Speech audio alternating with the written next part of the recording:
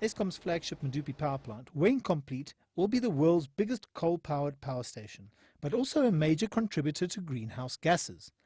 It's an investment badly needed to reduce energy shortages and drive economic growth. Under the proposed new law, taxes raised from emissions from plants like Medupi could also be passed on to consumers. It's an issue that's raising concerns with business leaders. It's a cost on business. It's potentially an effort by a government that's increasingly desperate for revenues to cover its budget deficit, to extract more revenues from the productive side of the economy and inject them into the consumption side of the economy. SACLI is concerned about the relevance of carbon tax to the South African economy at this stage, both in terms of our development as well as in terms of the performance of our economy right now.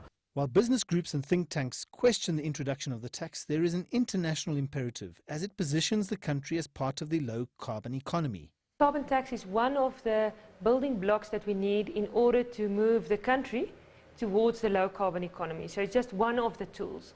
It's one of the tools that government feels comfortable because it will bring extra revenue into the coffer, also extra revenue to do other things. And that is what's very innovative. The move to join the international low-carbon economy is not welcome by all, though.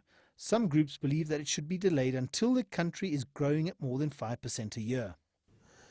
Carbon taxes are something that countries can afford as a luxury once they've reached a level of socio-economic development that far exceeds that's true of South Africa today.